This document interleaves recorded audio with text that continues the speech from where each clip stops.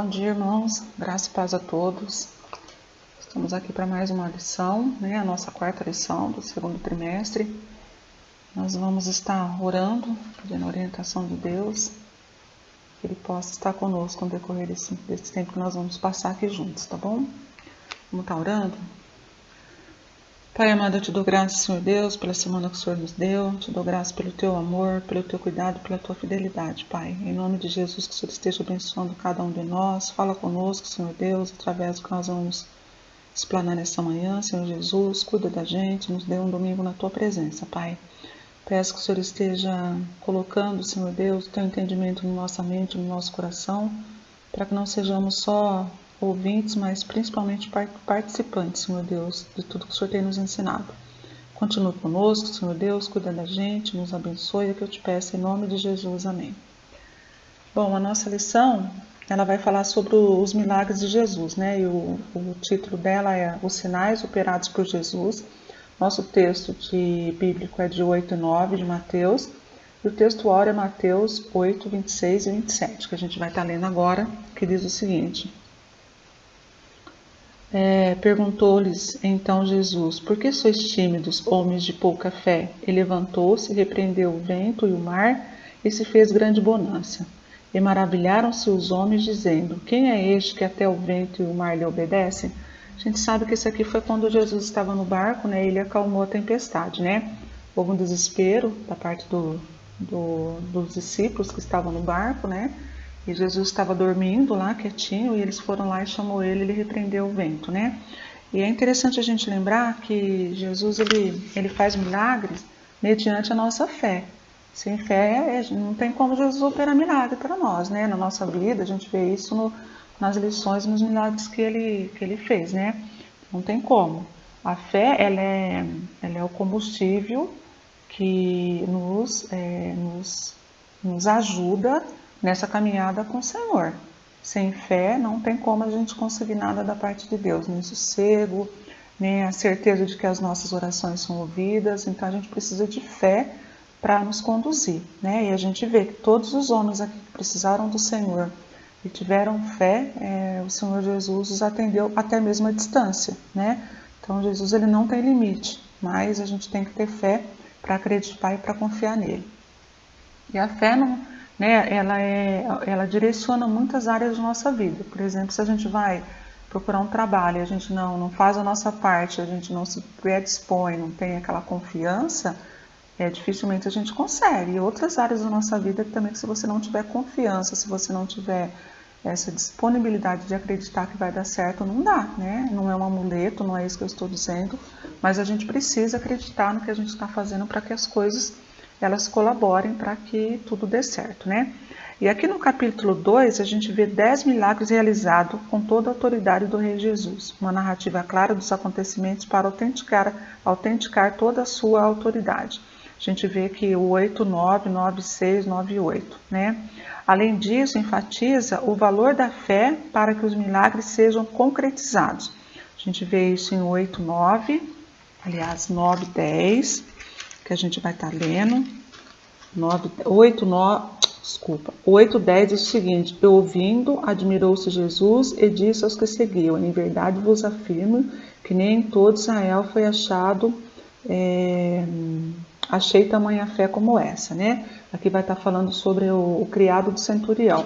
Então aqui a fé é que fez com que o milagre acontecesse, E tem outros textos aqui também que eu vou estar lendo a referência, depois vocês podem ler na Bíblia de vocês, tá? Que vai concretizar o milagre porque a pessoa teve fé. Como eu já li o versículo, capítulo 8 de Mateus, versículo 10, tem o 8 e 26 que a gente acabou de ler agora, tem o 9 e 22, tem o 9 e 2 e tem o 9 e 29. Essas pessoas tiveram fé e por isso Jesus concretizou o milagre na vida delas, Jesus cura doenças em pessoas que o procuram. São 6 curas físicas, como a cegueira, a lepra, surdez, paralisia, virose, hemorragia, uma espiritual que são os endemoniados. Nessa narrativa, suscetíveis de cura, também acontece a calmaria do mar, que foi uma prova insofismável do poder dele sobre a natureza. Esse relato está aqui em Mateus 8, 29, de 23 a 27. Que experiência fantástica para aqueles homens, mas tudo o que tinham visto de curas ainda lhe faltava fé. É interessante porque eles viviam de perto todo esse milagre, eles viam as curas do Senhor Jesus, e em alguns momentos você vê, eles não tinham fé o suficiente para continuar prosseguindo, né? É triste, né? Mas acontece, né? E eu sempre gosto de lembrar que a Bíblia ela nos orienta a fazer o que é correto, a ter uma direção do que agrada a Deus, né? Então a gente pode ver que, mesmo eles não confiando em Deus, a gente pode fazer o caminho reverso, a gente pode mudar a situação, né?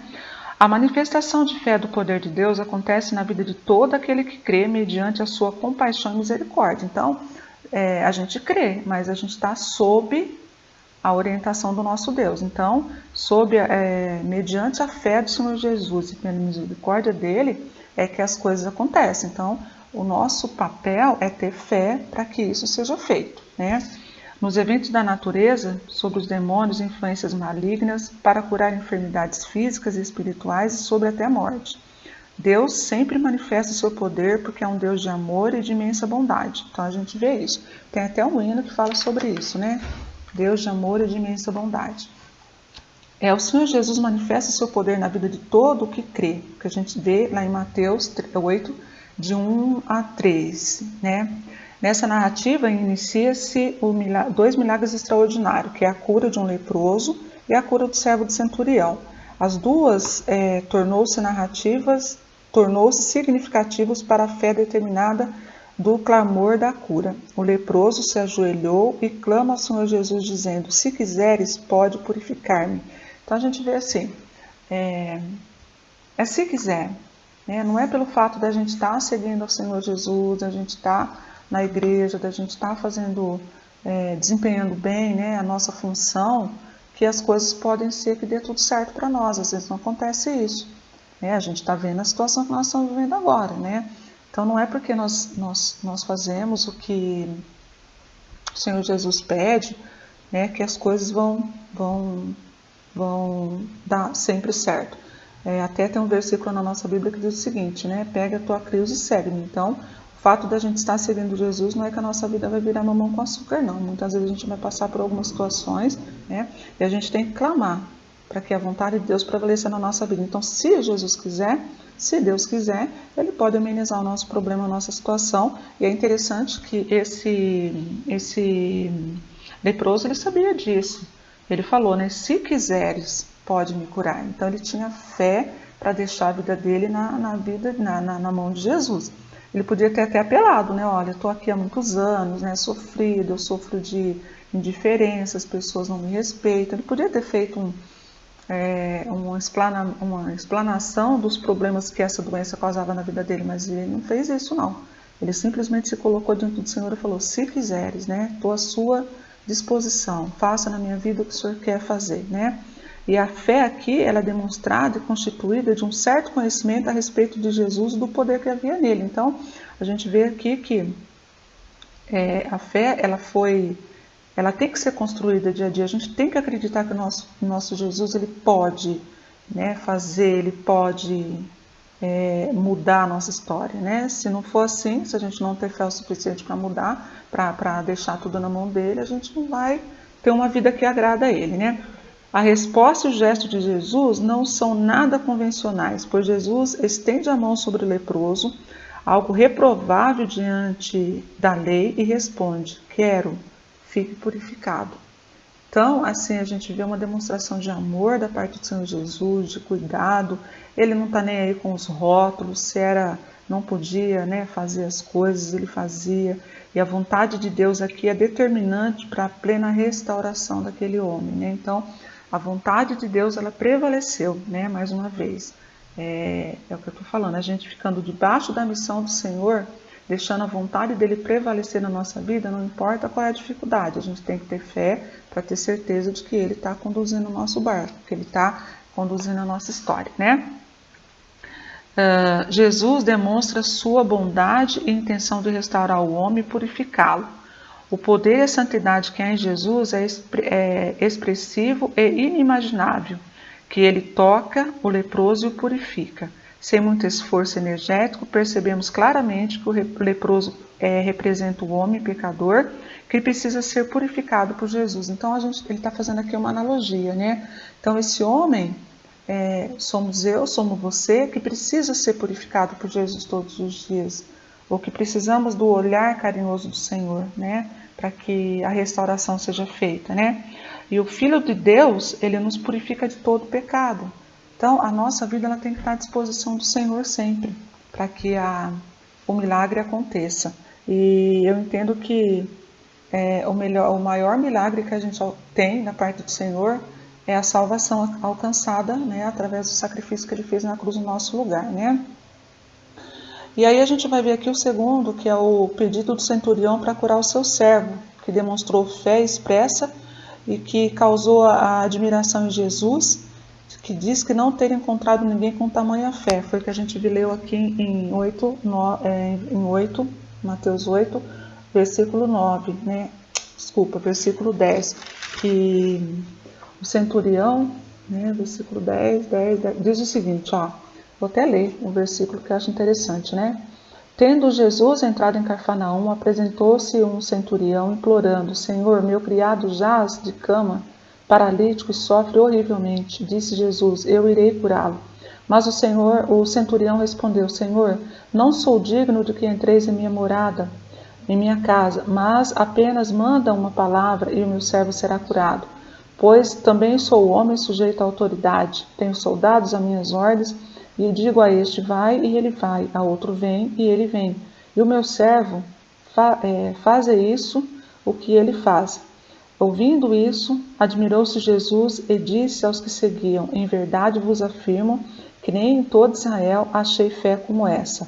Digo-vos que muitos virão do Oriente, do Ocidente, e tomarão lugares à mesa com Abraão, Isaque e Jacó no reino dos céus, ao passo de que os filhos do reino serão lançados fora nas trevas, e ali haverá choro e ranger de dentes. Então disse Jesus ao centurião, vai e seja feita conforme a tua fé, e naquela mesma hora o servo foi curado. Que coisa maravilhosa, né?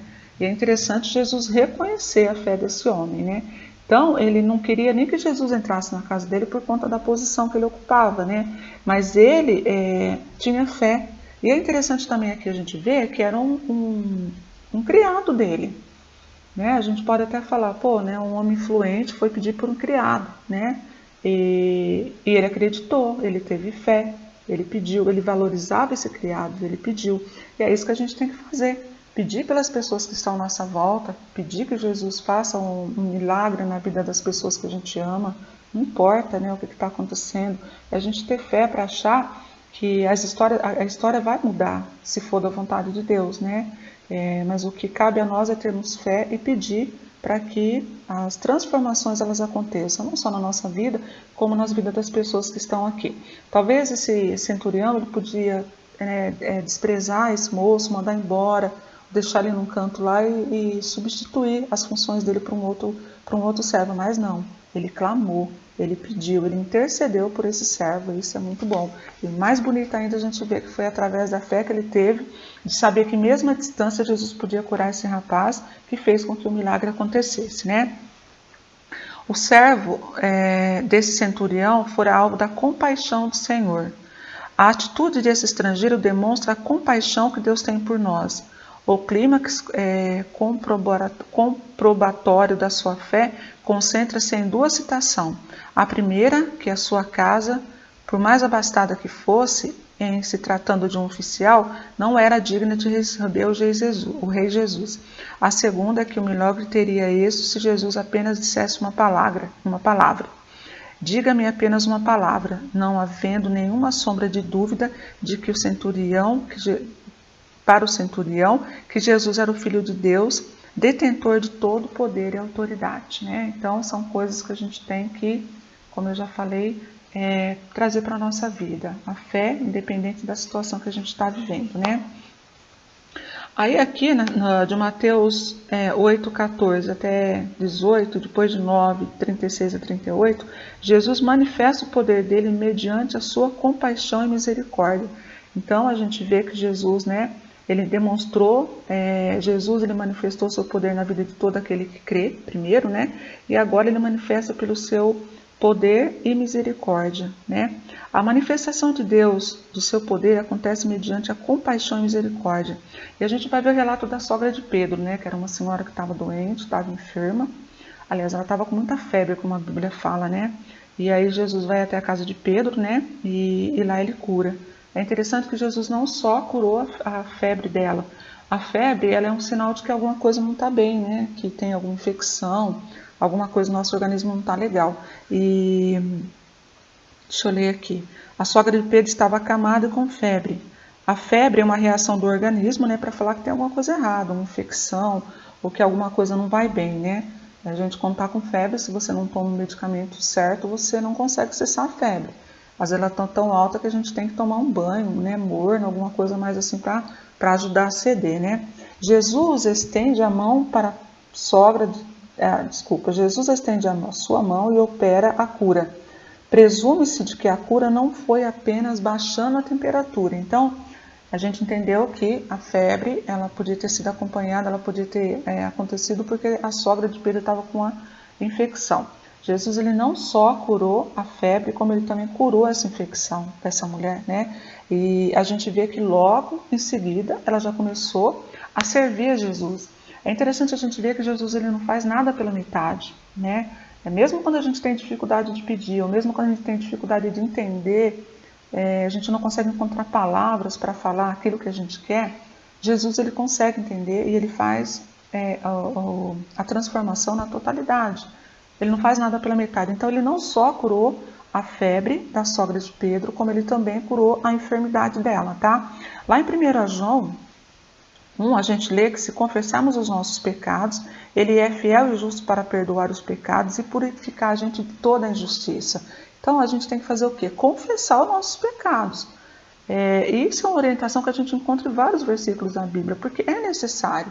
Eu já falei algumas vezes aqui que o nosso pecado ele tem nome e sobrenome, né? Então, não adianta a gente fazer também as coisas pela metade. A gente tem que ter coragem de chegar lá, confessar que Jesus ele é fiel e ele é justo. Ele vai fazer tudo na proporção certa, né?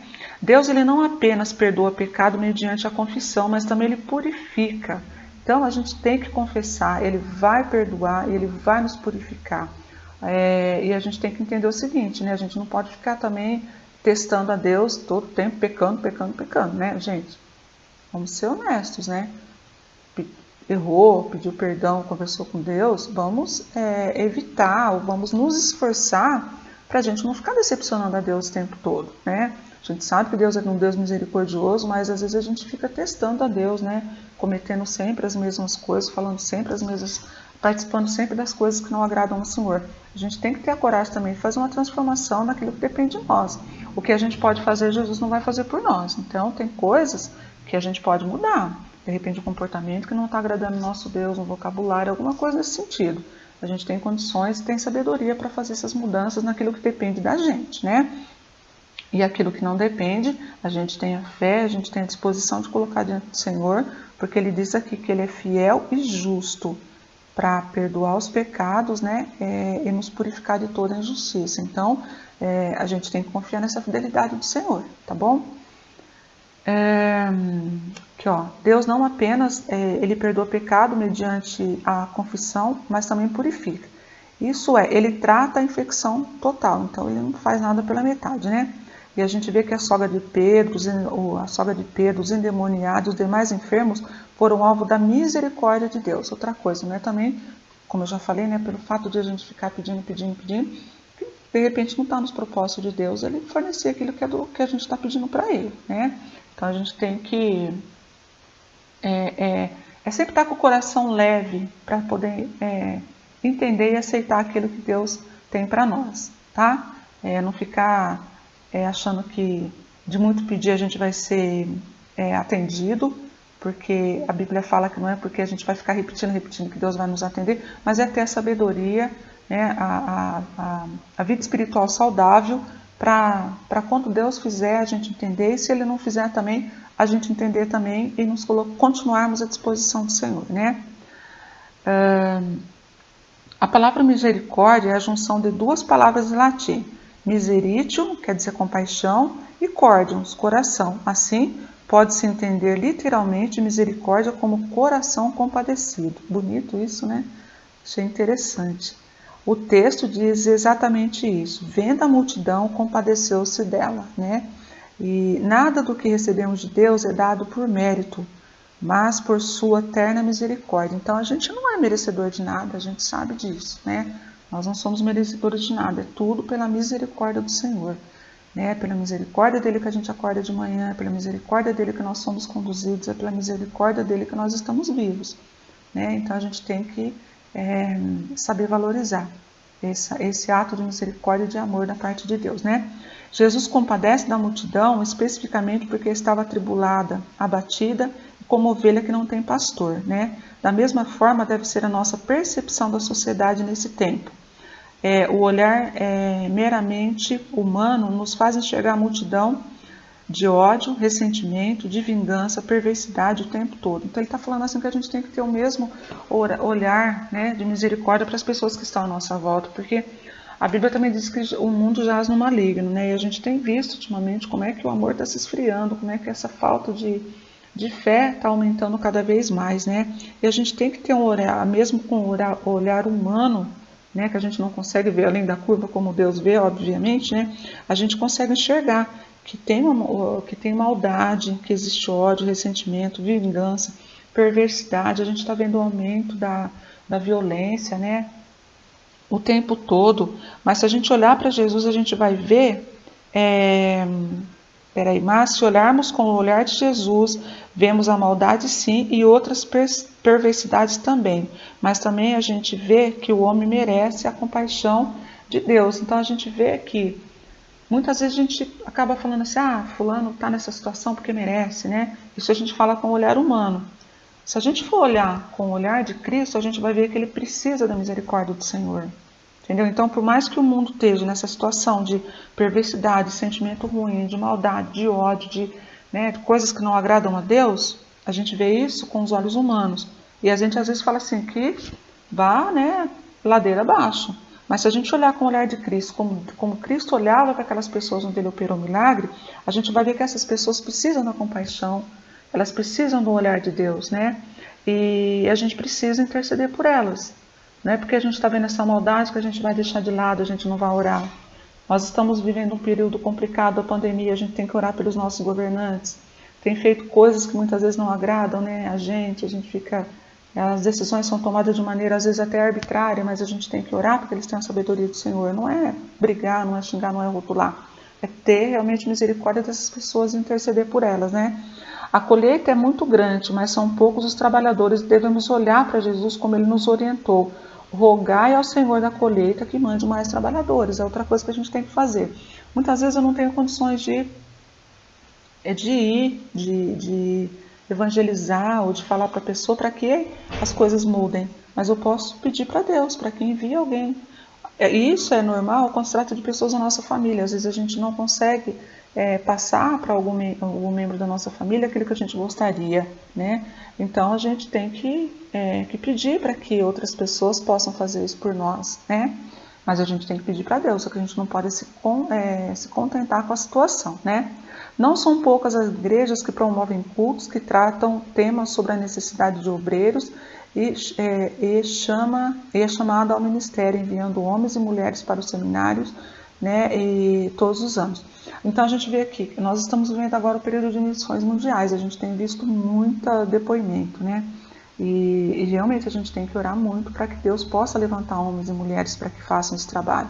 Eu entendo que não é o meu trabalho para o campo missionário, mas é a minha obrigação orar para que Deus levante pessoas para que vá. De repente, se Deus, né, falar comigo, não sei, mais para frente, talvez, né, Deus me oriente a fazer missão fora de Araraquara, né, ou me levar para algum canto, né, o que pode também acontecer com você. Mas enquanto isso não acontece, a gente sabe que missionários são escolhidos por Deus, né, para ir. Então a gente tem que orar para que Ele possa levantar pessoas realmente para fazer isso, porque a coisa está muito feia aí fora, né, irmãos? E quanto mais pessoas conhecer o evangelho saudável, o evangelho verdadeiro, melhor, né? E essa é nossa obrigação como cristão, é propagar o evangelho do Senhor, né? Aí aqui também, no Mateus 24, 8, 24 e 27, vai falar que o tema é o Senhor Jesus manifesta o seu poder sobre a natureza criada a fim de preservar o homem e conceder-lhe paz. Então a gente vê aqui, Mateus 24 e 27, vai falar sobre, deixa eu ver aqui, né? Sobre a calmaria na tempestade, né? Então, entrando ele no barco, seus discípulos o seguiam. Eis que sobreveio um mar e uma grande tempestade, e sobre o barco foi virado pelas ondas. Entretanto, Jesus dormia. Mas os discípulos vieram acordá-lo, clamando: Senhor, salva-nos, perecemos. Perguntou-lhe então Jesus: Por que sois tímidos, homens de pouca fé? E levantou-se, repreendeu o vento e o mar, e se fez grande bonança. E maravilharam-se os homens, dizendo: Quem é este que até o mar e as ondas lhe obedecem? Então a gente vê aqui que no meio da tempestade, que de repente a gente pode estar, que a gente possa estar vivendo, Jesus está no barco. Ele não mudou, né? E ele estava dormindo calmamente no barco, né? E os discípulos desesperados. E aí ele repreendeu o vento e a gente vê aqui que ele acalmou a tempestade para que as coisas prosseguissem, para que a viagem prossiga tranquila. Contextualizando para a nossa vida, é isso que a gente tem que fazer. Quando as coisas estiverem difíceis, quando a gente parecer que a gente está realmente no mar revolto, que não tem solução para aquele problema, a gente tem que lembrar que Jesus continua no nosso barco, que Ele pode acalmar essa tempestade para conceder paz para a gente. Eu sempre gosto de lembrar que Deus, ele se agrada do nosso bem-estar, ele investe tempo para que a gente fique bem. Então a gente tem que ter fé, a gente não pode duvidar, como esses discípulos aqui duvidaram. Ele falou aqui, né? Jesus fala aqui no 26, né? Por que sois tímidos, homens de pouca fé? Já pensou ele falando isso para mim? Elisete, por que você não faz o que eu te mando? Né? Você tem pouca fé, você não confia em mim. Então é triste, né? Diante de todo o conhecimento que a gente tem da palavra de Deus. Quanto mais a gente investir, mais a gente vai conhecer, né? Mas a gente sabe quem é Ele. Né? Então ele acalmou a tempestade, ele pode acalmar a tempestade que está passando pela nossa vida agora para nos conceder paz. Né? O objetivo é preservar as pessoas dando-lhe paz. Jesus é o Senhor e sustentador de toda a obra criada. Nele subsistem todas as coisas e nada lhe foge do controle. Essa é a certeza que a gente tem que ter em todo o tempo. Nada fugiu do controle de Deus. Nada aconteceu por acaso. Jesus ele não foi pego, Deus não foi pego de maneira desprevenida, não, tá? Então, nada foge do controle dele. Não havendo necessidade da sua intervenção, se não fosse uma grande tempestade. Então, se não fosse a tempestade, Jesus não teria intervido, né? As tempestades são inevitáveis e faz parte da natureza criada. Geralmente, elas ameaçam o homem porque não há meio de detê-las. Então, a tempestade foge do nosso controle. Mesma coisa na nossa vida, né? Tem muita coisa que foge do nosso controle. E a gente tem que ter sabedoria de descansar no Senhor e deixar Ele fazer a obra, né? Irmãos, eu sei que não é fácil. Muitas vezes a gente coloca as coisas na mão de Deus, a gente tira, parece que Deus não viu, parece que Deus não está, né, fazendo. E a gente tem essa mania porque às vezes a nossa fé ela fica balançada. Mas é importante a gente descansar no Senhor Jesus o tempo todo. O tempo todo. Então, um versículo de um filme que acho que todo mundo já assistiu, que diz, né, Deus é bom o tempo todo Deus é bom. Então a gente não pode duvidar, nós temos que cultivar a nossa fé a cada dia, né? É possível que muitos de nós estejamos passando por uma tempestade física, emocional, espiritual e a atitude correta é confiar em Deus e em suas promessas, pois nada foge do controle dele. Então isso a gente não pode ter dúvida, né? O clamor dos discípulos parece transferir a responsabilidade para Jesus. E isso é uma constância, pois os homens sempre responsabilizam Deus por toda a contrariedade e infortúnio. Então a gente às vezes faz isso mesmo, né? Aconteceu um problema, meu Deus, né? Deus podia ter feito de outro jeito, Deus, né, não olhou, alguma coisa assim. Mas não é legal a gente fazer isso não, né? A responsabilidade muitas vezes é nossa, principalmente quando se trata de pecado. Né? Às vezes a gente fala assim, eu fui fraco, tal, puxa vida, mas o nosso Deus é forte, né? A gente tem que se disponibilizar a fazer as coisas baseado na vontade dele, na palavra dele, sob a missão dele, e muita coisa a gente pode evitar sim, né? Mas o Senhor Jesus ensina-lhes mais uma vez, ou ensina a nós, né? Mas o Senhor Jesus ensina-lhes que, em vez de fé, tiveram medo. Muitas vezes é o que acontece com a gente também. A gente substitui a nossa fé por medo e aí a gente não consegue fazer muita coisa, né? A confiança em Deus é fundamental e deve ser aperfeiçoada mediante a sua palavra. Essa fé será mensurada justamente nas tempestades. Então, enquanto as coisas estão bem, a gente está bem, né? Mas a gente tem que ter fé em todos os sentidos para quando as tempestades chegar, quando as dificuldades chegar, a gente saber em quem a gente tem crido, né? E aqui do 28, Mateus 8, de 24, de 28 a 34, Jesus ele transforma o seu poder sobre os demônios, Jesus manifesta o seu poder sobre os demônios e influências malignas, né? Então a gente vai ver aqui 28 a 34, vai falar sobre a cura do endemoniado de Gadareno, né? E fala que a influência das obras das trevas é registrada nas escrituras sagradas desde o Éden. A gente vê que lá atrás, né, o inimigo já como é que fala? Incentivou Eva a pecar, né? Isso foi acontecendo, né? Alguém disse que se Deus abrisse os nossos olhos para ver a realidade espiritual existente, nós ficaríamos apavorados. Eu já ouvi isso também, né? Se a gente tivesse condições de ver o que está à nossa volta, a gente se apavoraria com as coisas ruins, né? Que a gente entende também que a Bíblia fala, né, que o mundo jaz no maligno, né? Então o inimigo, a função dele é essa, né? A manifestação do poder de Jesus afetou de modo expressivo a Satanás, seus demônios e os espíritos imundos. Desde a tentação de Jesus, vimos a vitória sobre os intentos de Satanás. É verdade que vimos muitas guerras espirituais e muitos que não têm a devida noção do perigo que é relacionar-se ou brincar com as forças espirituais do maligno. Há ainda aqueles que cultuam demônios e oferecem a eles sacrifício em troca de pseudos benefícios. Esses dois homens de Gadareno, conforme a narração de Mateus, muito provavelmente envolveram-se com o maligno ou com a obra das trevas. Num dado momento, foram tomados por demônios a ponto de perderem sua própria razão. Então ele está falando aqui que muitas vezes as pessoas optam por isso. A gente já ouviu, né, falar de ocultismo, de pessoas que mexem com satanismo, essas coisas, né? E ele está dizendo aqui que provavelmente esses homens fizeram isso e acabaram perdendo o poder, né? Foi totalmente dominado pelo demônio, né? E a gente tem que tomar muito cuidado com isso, irmãos. Eu gosto de lembrar que quanto mais perto da Bíblia a gente está, mais perto de Deus nós estamos, mais longe de nós o inimigo fica. Isso não vai edificar a nossa vida, né? Mas mesmo diante dessa situação, Jesus, ele providenciou a cura, né? E ele diz aqui, ó, tendo chegado à outra margem, na terra dos Gadareno, veio a seu encontro 2 endemoniados, saindo dos sepulcros, a tal ponto furioso que ninguém podia passar por aquele caminho. Eis que gritaram: que temos nós contigo, ó Filho de Deus? Viestes aqui atormentar-nos antes do tempo? Então a gente vê que é interessante porque o demônio sabia quem era Jesus, né? Ora, andava pastando longe deles uma grande manada de porcos. Então os demônios rogaram que Jesus expulsasse para aquela manada de porcos. E Jesus permitiu com que eles foram, né? Com que eles fossem para lá, né? E aí fala que depois, aqui no finalzinho, né? Que então a cidade saiu para encontrar-se com Jesus e vendo-lhe, rodaram que retirasse dela. Então a gente vê aqui, Jesus fez esse milagre, tirou os demônios, jogou nessa manada de porcos, né?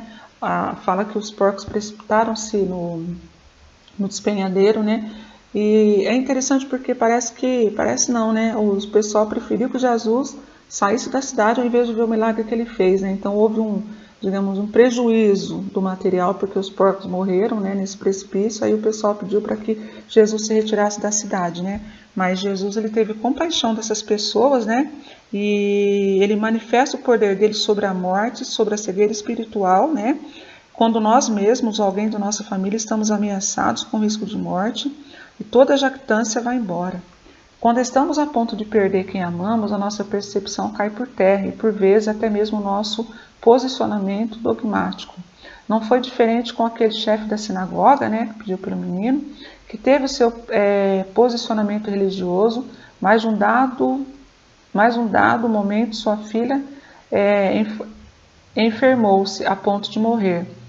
Aqui está falando sobre Mateus 9, de 18 a 35, que vai falar sobre o pedido de um chefe, né, que Jesus, a cura de uma mulher enferma, é outro milagre também, que está relacionado, como eu falei no começo, são 10 milagres aqui, tá? Então diz o seguinte no 18, né, enquanto essas coisas lhe diziam, eis que um chefe aproximou-se, o adorou e disse, minha filha faleceu agora mesmo, vem e põe sua mão sobre ela, para que ela viva. É interessante a gente ver que tudo demonstração de fé. Independente da situação que esse povo estava vivendo, eles tinham fé que Jesus podia fazer um milagre, né? E aqui então ele está fazendo esse resumo de que Jesus ele manifestou o poder dele sobre a vida dessa menina. Isso depois que ele curou os endemoniados aqui, que ele mandou os porcos lá pro precipício, né? E aqui embaixo também ele vai falar sobre uma outra narrativa que não é muito comum. Primeiro, o homem de tal posição se prostra diante de Jesus, reconhecendo reconhecendo para todos que Jesus é o Messias e tem poder, né? Depois, porque seu clamor não era simplesmente um de cura, mas uma ressurreição, ele disse, ela já está morta. Então ele vê aqui a demonstração de fé, né? Minha filha já está morta, ela não está viva, mas vai lá, põe tua mão sobre ela, que eu tenho certeza que o Senhor vai ressuscitá-la, né? Jesus o acompanha em seu trajetório, uma mulher, né? Aí, quando Jesus vai à casa desse chefe para ressuscitar a filha dele, no meio do caminho, tinha uma mulher que já sofria há 12 anos com fluxo de sangue. E ela simplesmente toca em Jesus, né? Pela fé também essa mulher foi curada. Então a gente vê que quando a gente tem fé mesmo, irmãos, a gente não precisa muitas vezes agir de maneira explícita. A gente simplesmente tem que se colocar diante do Senhor. Essa mulher, ela simplesmente tocou em Jesus, né? Na orla do manto dele, ele percebeu que tinha saído do virtude dele, ou ele liberou a cura, e ele ainda fala, né? Quem foi que me tocou, né? E aí os discípulos falam, nossa, mas tem tanta gente aqui, você pergunta quem foi que te tocou, né? Estava apertado e tal, né? Mas ele sentiu que pela fé dela. Então muitas vezes é isso que a gente precisa ter, fé para mudar a situação, fé para ter coragem de dar o primeiro passo, tocar em Jesus, colocar nossa vida à disposição dele para que as coisas mudem, né? E aí diz aqui, né? Que quando Jesus estava andando, uma mulher tocou ele, né? Ela já aqui, ó, em seu trajeto, uma mulher hemorrágica há 12 anos é curada apenas por tocar no seu manto. Quando Jesus chega à casa onde estava a menina morta, ele diz que ela apenas está dormindo. E em meio a riso, ainda o pessoal falou, né? Tá maluco, né? Já tá morta há um tempão aí, né? Aí ele ordena que a multidão se retire e toma a menina pela mão e ele fala, né? Levanta. Para Deus não há limites, né? A gente sabe disso. Ainda que não possamos enxergar a luz no fim do túnel, para ele não existe o impossível. Portanto, não importa as circunstâncias mais contrárias que estejamos vivendo, Deus pode reverter todas as coisas. Então, para Deus não é impossível. Para Deus não tem limite, Deus não é limitado, né? Deus vê além da curva. O que basta a nós é a gente ter fé, como essas pessoas tiveram para que o milagre aconteça, né? Essa é a nossa lição de hoje, né? Baseada em Mateus, como eu falei, 8 e 9. E que Deus possa estar cultivando a fé no nosso coração. Fé ou a gente tem ou a gente não tem. E é triste quando a gente fala isso, porque em muito momento a gente opta por não ter fé, né? E é triste. Porque nós temos todos o material, nós temos todo o alimento necessário para cultivar a nossa fé cada vez mais, né? Infelizmente, em alguns momentos a gente pega a situação na nossa mão como se nós pudéssemos fazer alguma coisa, né? Esquecemos de deixar na mão de Deus, né? Mas que Deus possa ter misericórdia de nós, né? E aumentar e alimentar a nossa fé a cada dia, né? E esse é o meu pedido nessa manhã. Que Deus cuide da gente e toma realmente a vida de cada um de nós na mão dele. Vamos estar orando agora para agradecendo a Deus, né? Pedindo que Ele continue conosco no decorrer desse domingo. Pai amado, eu te dou graças, Senhor Deus, pelo texto lido, pelos relatos, Senhor Deus, de fé que a gente encontra dessas pessoas que viveram com o Senhor.